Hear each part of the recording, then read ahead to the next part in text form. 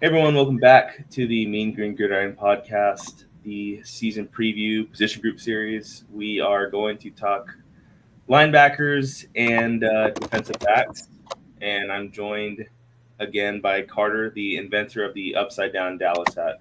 Carter, how's it going? My biggest regret, um, after seeing how uncool those things became, I wish I could take it back. I'm sorry for the plague I unleashed upon society, and I hope that I can be forgiven by the mass.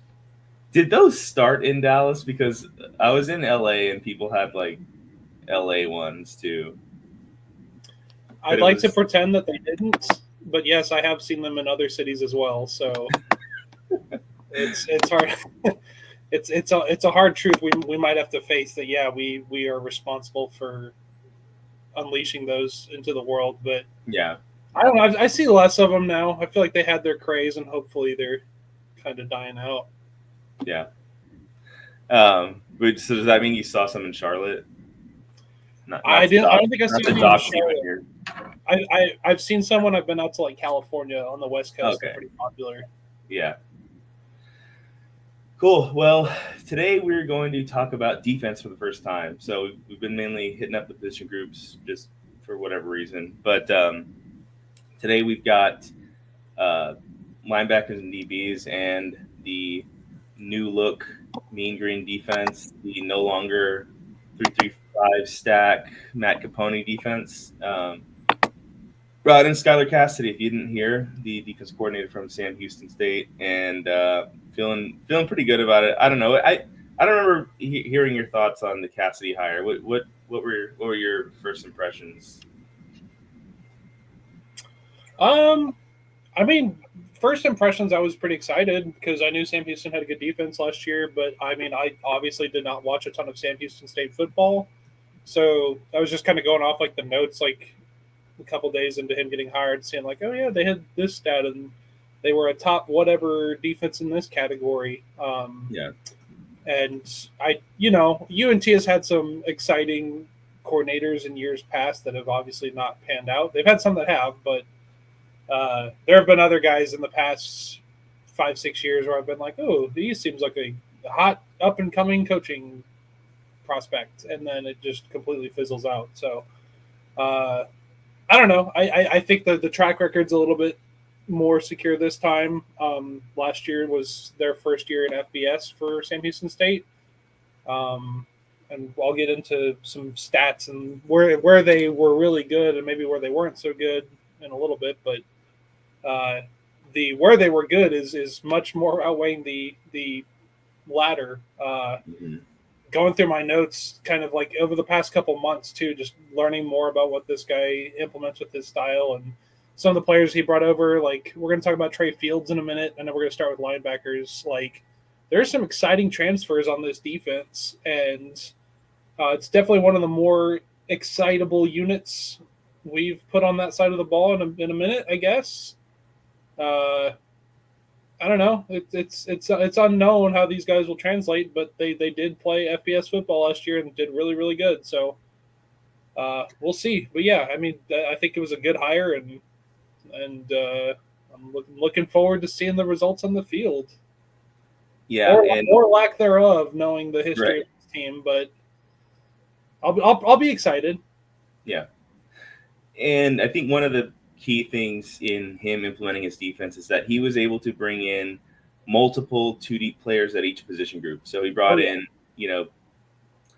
two starting defensive linemen, two starting linebacker, one starting linebacker and one backup linebacker, and then two starting cornerbacks. So he brought the guys came with him Mm-hmm. defensively. Their head coach got hired away by I think Temple, and that kind of opened up the door for these guys to come follow Cassity to Denton, and that's what happened, which is really good because just following recruiting, it sounds more and more like the transfer portal market is so inflated. It's kind of like, do you remember that one NBA offseason whenever like random bench players or role players were getting like $20 million contracts? It was like Harrison Barnes and Timofey Mozgov and like Yep.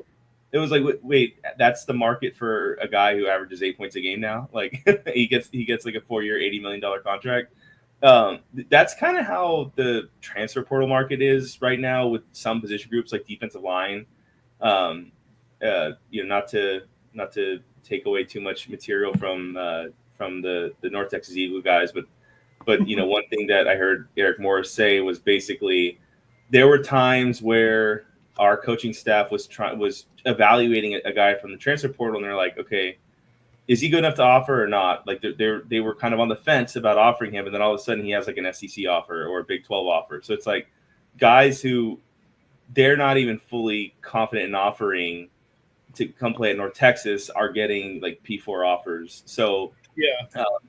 because of that, I think it was that was a really clutch aspect of bringing in Cassity, and that he was able to bring in guys who probably could have gone to bigger schools from the transfer portal because they were coming from his scheme. So we'll get into that all with all the newcomer talk. We're going to start with Ethan Weslowski, a familiar face. So right here, just a quick note. Defensively, I think basically what you're going to see is it's going to be listed as like a 3-3-5, but it's really more like a 4-2-5, where you got two defensive tackles, a defensive end, and then kind of like an edge rusher, like a DeMarcus Ware type outside linebacker, DE hybrid. And then you'll have two kind of second level linebackers and 5 DBs. That's probably going to be the base package. But on the depth chart, they list 3 linebackers.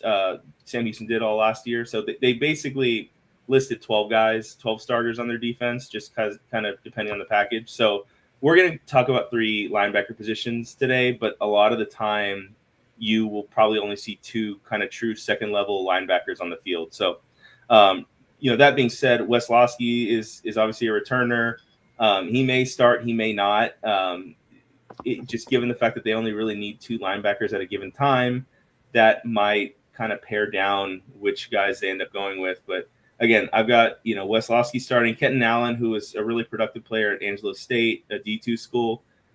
He's coming in, so that should be kind of a position group battle. And then behind them, you got Blake Fan and Keelan Bradley kind of backing things up. Middle linebacker, like Carter talked about, Trey Fields. He had about 90 tackles last year at Sam Houston, so he was very productive player. Got a couple kind of, bench rotational pieces behind him. JJ Jean Louis, who came from Iowa State with Capone, and Xavier Katai, who previously was a tight end. Brandon Reese, true freshman coming from Longview.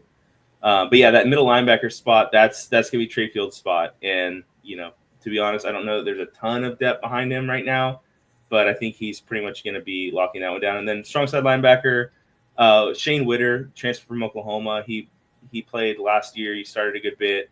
I think in his second year with UNT, I think he's kind of a breakout candidate just because he showed some good signs, but he was also clear it was his first real year of playing extended snaps at the FBS level. And then Samaje Burrell, originally signed out of Texas. He went to Sam Houston last year, was backup linebacker. So he's coming with Capone, and then Jaden Manning, true freshman. So Carter, what are some of the things that stand out to you out of this linebacker group? Well, as far as the linebackers go, I think they did a really good job of swarming teams last year, kind of like you talked about using that TCU format of having kind of like a base 3 with that extra edge rusher. Yeah. That's probably I don't want to say it's the safest defense to run in today's college football, but it works, especially if you have the talent there to do it, which they clearly do. I was looking through their schedule last year. They won their last 5 games all by 6 points or less. So they did a great job of pressuring quarterbacks, great sack numbers. Like I mentioned, Trey Fields is a guy that I'm really excited to see. I think he's going to be kind of the standout of that linebacker core this year. Weslowski, you kind of touched on him. I haven't seen enough of him to really, get super excited, but as he enters his upperclassman years, there's been enough tape where I can, still hold out hope that he can be a leader for this defense, especially as one of the few guys who's been here for a while. Yeah. I think pretty clear and cut. It's going to be Trey Fields kind of leading the group of linebackers. I do like the talent with Shane Witter. JJ John Lewis is a guy we talked about last year who still has a lot of eligibility left. I think he could make an impact. But yeah, as far as linebackers go, I'm really excited about using this base concept of kind of having that extra edge rusher and being able to swarm QBs. They held teams to very low scores last year, by the way. Yeah. Just going off their last 6 games, which included a loss, they went 5-1. They won 10-7, 9-3, 23-17. They lost 11-21, won 20-18, and won 31-26. So they were in these like real, dogfights in the trenches, and Right. were still able to keep passing yards down. They were a top. Where's my note here? Yeah, they were 13th in total passing yards allowed per game last year. Which they're playing Conference USA. It's probably the worst talent pool in all of Division One, but it's that's still impressive, and it's not like they're a great pass defense. Really good defense all around. Skyler Cassity did a really good job of immediately kind of turning this group from a bad team in 2023 into a bowl-winning 10-win team last year. So Yeah. They did a great job at evaluating talent. I think the guys that they've brought in here are really exciting, and specifically pertaining to the linebackers. I mean, really the big 2 transfer guys that I think they brought in are I'm probably going to pronounce his name wrong. Smaje Burrell. Mm-hmm. Samaje? I don't know. It's Yeah. Smaje. Samaje? Yeah, that's how I'm saying it. Cool. Yeah, he hasn't played a ton, but he's part of the Sam Houston network, and then Trey Fields as well. Who's good. I think he has 1 year left, right? Trey, Yep. Senior. So, yeah. I think it's a good linebacking core. I'm excited. Yeah, I think again, just the fact that we only really need two linebackers on the field at a time, I think that's helpful, because I don't know that it's like a deep group in the way that we would have wanted had we been in like a 3-3-5 stack like we were last year, where you have 3 true second level linebackers on the field at all times. Right. But if you can just have Fields and Wisłowski, or Fields and Allen, or Fields and Witter, like Fields and Burrow, like I think that's enough depth to just have 2 guys out there. I think the biggest thing to me is going to be tackling. I think last year, really the last 2 years, the linebackers just seemed to step slow and kind of out of position, and it led to missed tackles and missed tackles that really ended up being kind of key plays that extended drives, or just we couldn't get guys out of the field, or so many times it felt like on first down the other team's just getting 6-7 yard rush every time, and we're really not beating them to the point of attack. So I think seeing some more aggressiveness out of this linebacker group is something that I'd like to see, whether it's blitzes or run blitzes, or just kind of meeting linebackers at the hole and actually bringing them down. That's what I want to see this year. You get some more aggressive play where we're not so on our heels, we're not so passive. I think defensively in general, that's what I want to see. But it feels like linebacker in particular is where that's most needed. Any other thoughts before we kind of go on to the DBs? No, I that was my last note, actually, was that I think linebacker is specifically a spot where we needed more athleticism, and we got that. Mm-hmm. I couldn't agree more. I was watching the games, like watching tape from last year. It's clear that was a position group that was, not to put it so bluntly, but they were a step behind everybody else on the field. If you're just matching up one-on-one position groups, our linebacker core did not really beat out anybody's last year. They were slower. They were slower to make reads, slower in running. I mean, they were just slower, and this is a position group where we needed an upgrade. And like you said, only having to plant 2 out there with hopefully Field stays healthy, but at least you have that depth a little bit now, where there's maybe less pressure and more of a focus on the guys up front to kind of take some of the edge off the linebackers. I think will help a little bit. But that was my last point.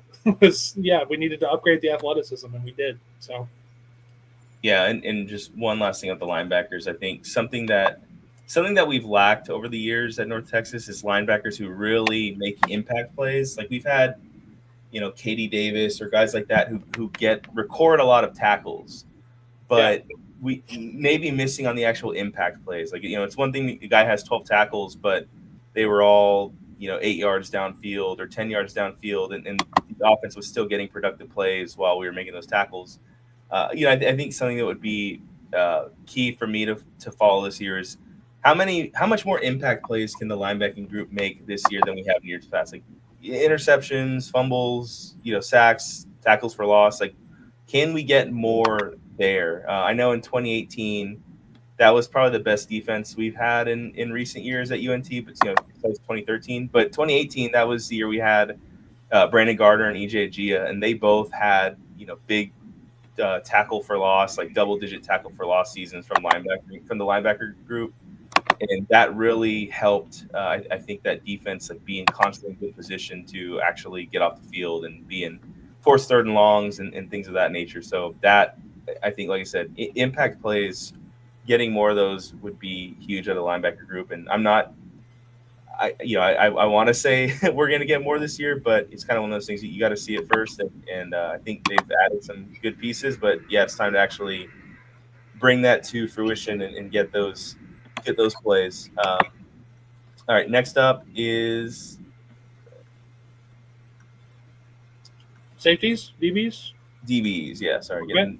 getting my graphic up. Okay, DBs. So this is again 3-3-5, 4-2-5, whatever you want to call it. I think the base is going to have 5 defensive backs. You got 2 cornerbacks.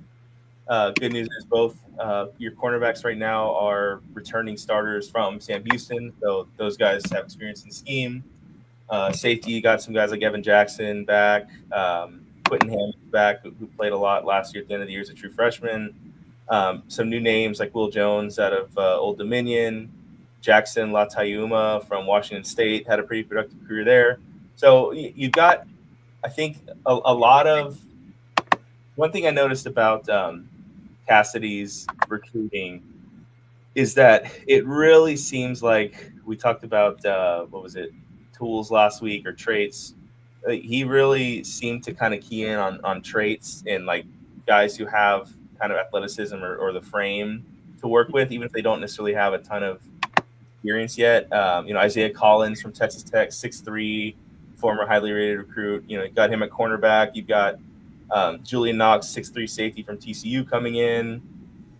You've got who else is it? Yeah, those are the main ones. But again, the point is, like, I think he really likes. You'll see a lot more with the defensive line. I think in particular is he really emphasized kind of bringing in guys who have those traits, and he can kind of mold into what he wants. And then also did get some experienced guys. Again, Fisher and Armstead are the main 2 there. Will Jones had a pretty productive career at Old Dominion. So what are some of your observations right now, Carter, about the secondary group? As far as I hate to keep referring to them as just a Sam Houston defense, but that's pretty much what it's going to end up being, at least this year. Yeah. Is a lot of these guys are Sam Houston players. One thing I noted in my notes that they were a very well-disciplined team. They didn't get penalized a whole bunch, which you obviously want to see from a secondary. Yeah. That's not something that UNT has really excelled at in years past. They're usually a pretty penalized team. I can't remember where they ranked, but they were like top 20, top 25 in fewest penalty yards allowed or fewest penalties per game. So very disciplined. I like that coming in. One thing I did notice is that they, from the limited film I watched, not really pertaining so much to the secondary specifically, but I guess they are. I guess this does entail them somewhat. Is that Sam Houston held the ball a lot last year on offense, so the defense was getting pretty fresh reps, if you want to say that, and that is not something that this offense does is hold on to the ball. They score and they score fast. So I am curious with the secondary guys that we're bringing in, kind of like you were just touching on with their athleticism. They're going to be playing a lot more. So some of those things where Sam Houston excelled at last year, where I think probably were beneficiaries of not being on the field so much, they're going to be on the field a lot more this year. They're going to be facing bigger receivers. Yeah. The size, is it's not bad, but these guys are going from facing Conference USA receivers to uh, probably the best receivers outside of the P5 world, whatever it is now. Mm-hmm. So I do like the seniority in the guys coming in. Will Jones and Davion Armstead. Again, same thing. I hope I'm saying his name right, Davion. Both seniors, so they've got reps, which you like to see. And again, kind of talking back to that depth. This is now you can get some guys like Gabe Stroud and BJ Allen kind of lower on the depth chart, and maybe have I don't want to say rotational depth, but just have guys who can kind of plug and play a little bit more, because I do think this defense is going to be out on the field quite a bit. So yeah, I'm a little bit more excited for the front seven as far as like talent is concerned. But I do think that Skyler Cassity coaches a really well disciplined secondary, at least from the Sam Houston State track record. And last year watching their games, again, they were able to get to the quarterback fast, so they weren't really prone to giving up a bunch of mistakes. But that is something I'd like to see this year is, these guys are going to be playing a lot more reps. They're going to be out there for a lot more downs. So how are they going to sustain that over a 13, hopefully 14 or 15 game season? We'll see. But yeah, that would be my one.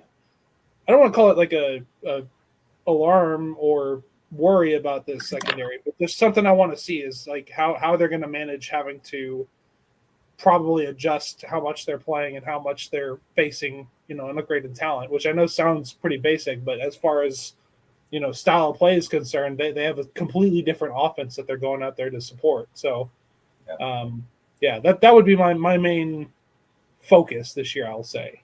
Mm-hmm. Yeah, I think that this defense, like you said, they're going to be tested more than they were last year. And one of the things that I'm excited about is I think that there is a pretty good mix of returners, transfers. I think the secondary group is probably the strongest on the defense. I think that's what I've seen in terms of like preseason publications and just kind of what is the chatter right now about this team. I think that the secondary is the strongest.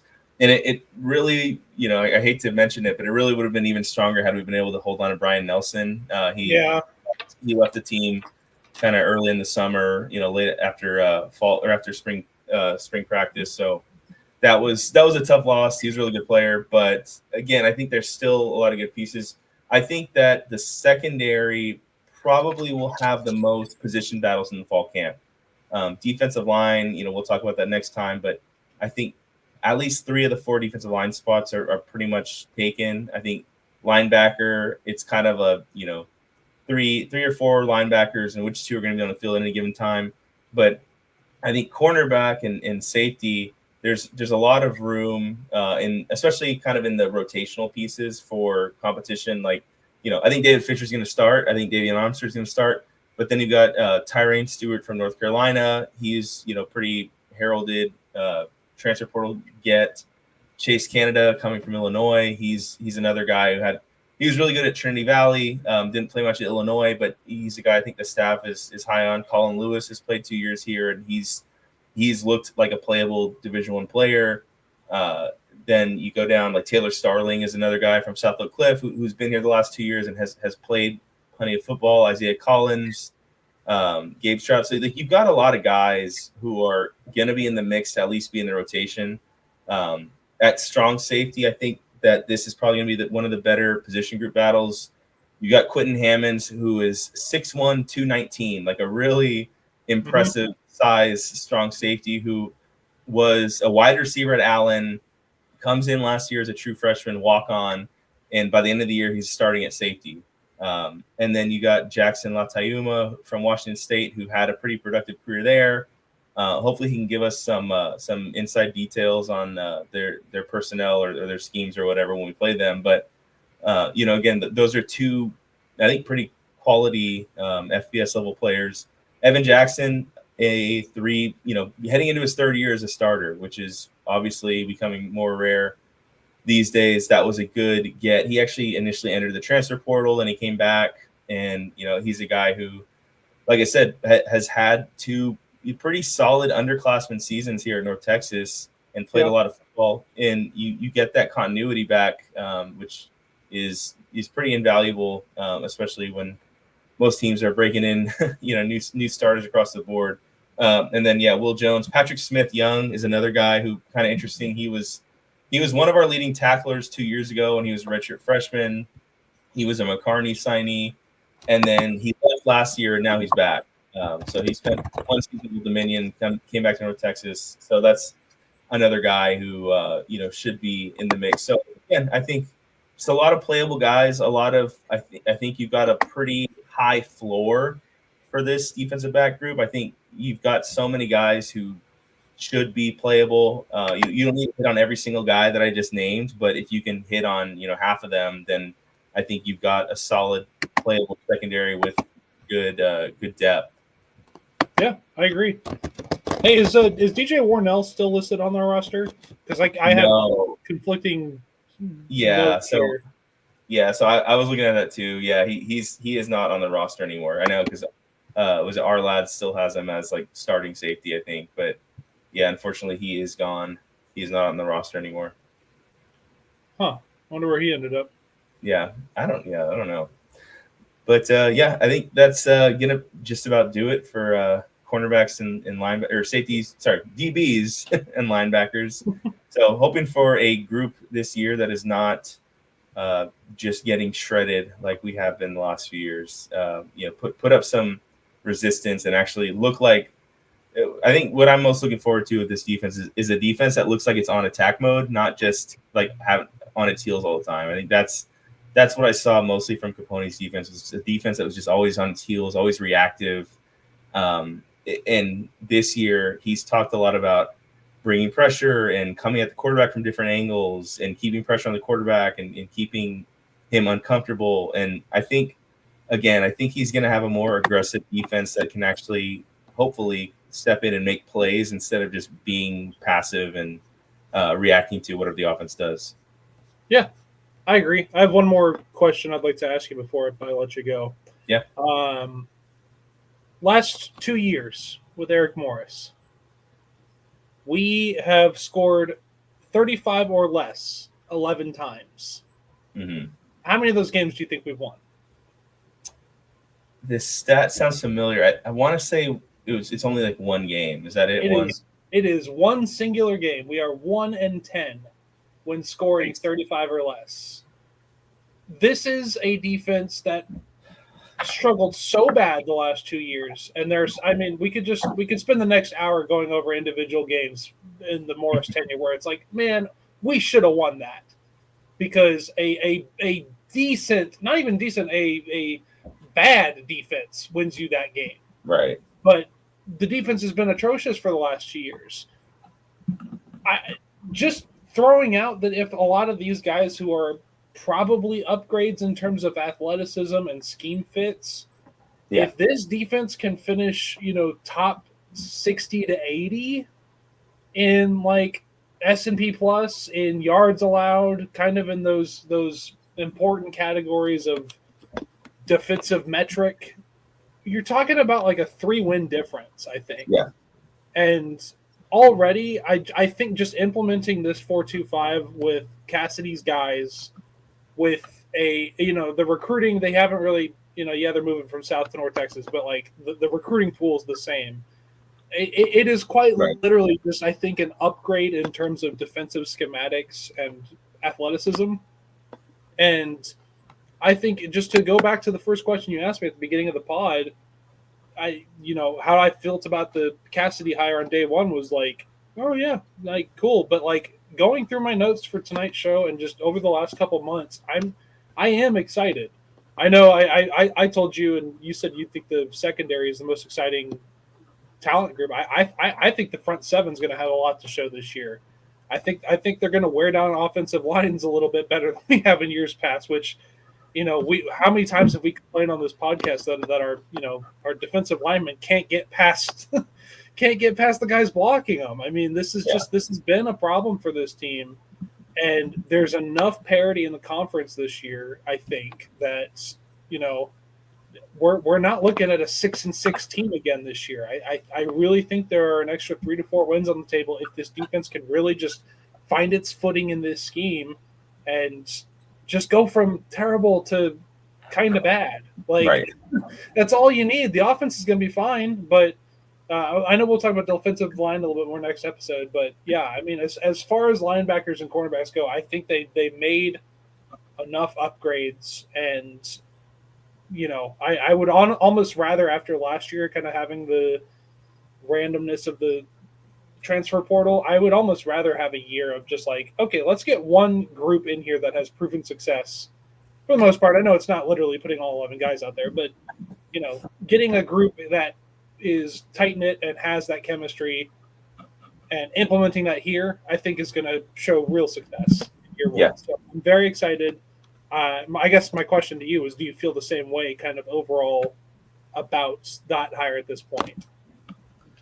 Yeah, I honestly do think that Cassity was basically a home run hire, and I know that it's too early to say that, but I think just given the facts, like if you have to call a hire at the time you make it, not in hindsight, not when you have the relevant information to work off of, but just at the time, I thought that was a huge, like, about as good a hire as you could have asked for, a top 20 defense, the coordinator from a top 20 defense in FBS, who's coming from a program that has less means and is bringing a lot of those guys with him.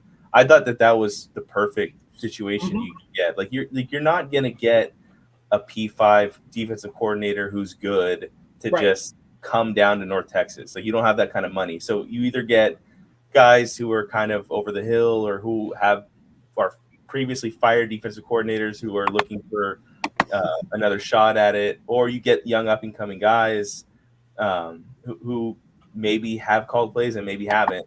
This is the case where you got a young up and coming guy who has called plays and has done it successfully. So yeah, I mean, I think that's about as good as you can ask for, given those kind of parameters. But again, I think he's a really good hire, and we just have to see it now. And that's where I get a little bit hesitant, is saying like, oh yeah, the defense is going to be good this year. Like I think they're going to be improved. The question is, how much improved can they be? And I think they will be improved. Like you said, I think that's the sweet spot, that kind of 60 to 80 range. Maybe 90, you wouldn't feel like it was a success, but you would feel like at least it's keeping you competitive in games that you should be. And honestly, yeah, the schedule this year I think lines up really well to where you miss Tulane and Memphis and some of these teams that might have more powerful offenses, and so that could help a little bit as well. But yeah, I think I do expect the defense to be better, and I think that the bar can't just be better than Capone. I don't think that's the right way to look at it. I think it's an easier way to look at it because you're more likely to not be disappointed. But yeah, I think that you do want something more than just that. I couldn't agree more. I think the idea of just being better doesn't have to be great. Just be better. Be better than you were last year. I going through some of the Sam Houston State fans' reactions to this, like they are bummed they lost this guy. I feel for them because we're both fans of small Texas college football teams, but I relate. I get it.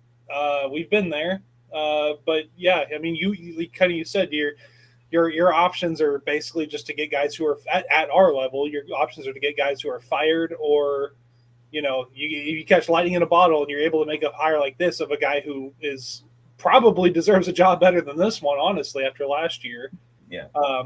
If he succeeds, he won't be here long, which sucks. But we'll worry about that when we get there. I think they made a good hire, and I'm excited to see what Cassity does.